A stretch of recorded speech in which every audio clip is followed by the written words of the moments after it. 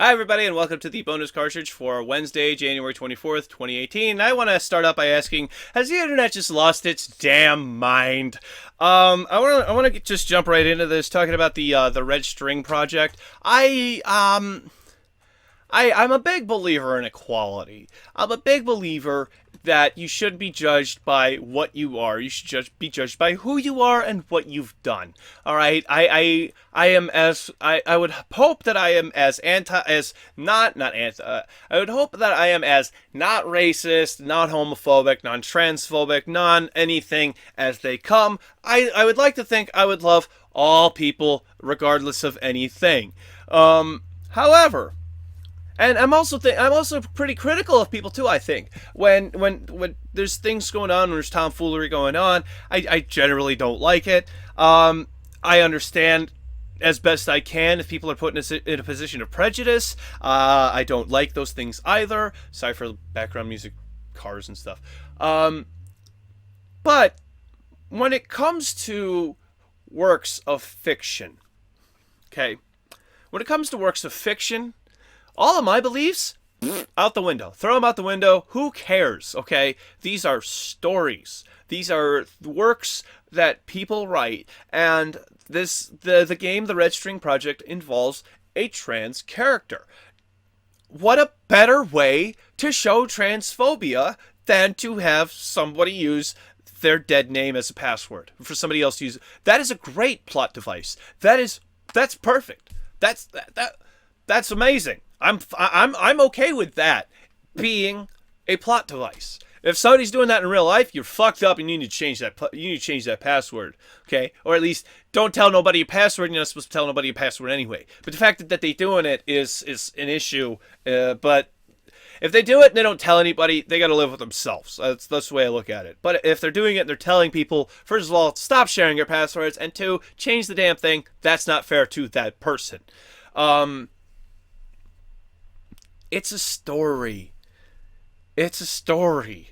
Let it be a story. Let the artist who's writing the story have their artistic freedom, creativity, and put in whatever they want. We should have stories about transphobia. We should have stories about racism. We should have stories about sexism. Otherwise, if we don't have those things, we may be doomed to repeat them. I don't like to see it happen in real life, but video games and movies and TV, they're fiction for the most part. Documentaries aside, it's not.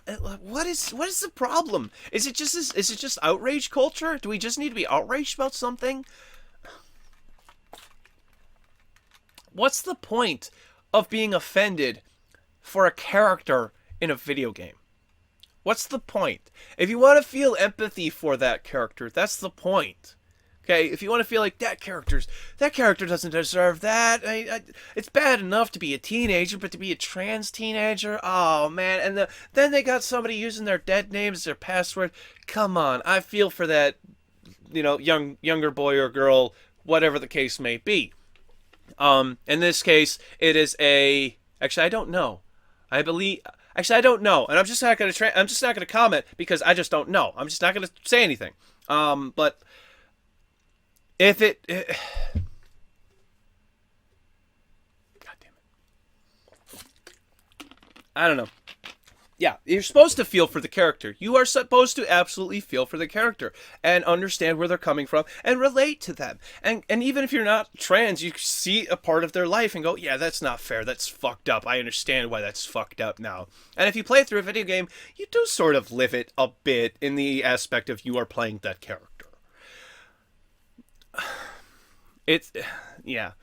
It's like these scenes from child abuse in Detroit Become Human. You can go back and watch my show, that episode on that. I'm like, no, leave them in. It's fine. I would consider myself a victim of child abuse. And if they're going to show child abuse in that, yeah, it's fucked up and it sucks. And let's hope we don't repeat that. Let's not perpetuate that. By showing it, you're not encouraging it. You're showing why this is wrong. And that's the good thing. That's what this the Red Line Project did. Drawing a blank. Yeah, the Red Line Project. Or the Red Strings Club. Fuck. Red Strings Club. Fuck, I fucked up. Why can't I? My memory is terrible. That's why I write a script, everybody. It's the Red Strings Club. Sorry for the Red Strings Club. Red lines, red strings. That's what my mind does. That's how Dangerous Brain works. He sees pictures and associates them. And I knew it was red strings. I don't know why. Or I knew it was red strings, red lines. I knew it was red. I'm sorry. I'm a terrible YouTuber. I'm a terrible YouTuber and a terrible public speaker. Why does anybody watch this damn thing? I don't know. It's pretty fun to do this. That's why I like this show. I hope you like this too. It'll be. So what else we have going on today before I lose half my audience by saying who watches my damn show? So I really liked that. I could not get through that one plunk bat through the PUBG line. Couldn't get through that one today. That one was really hard to get through.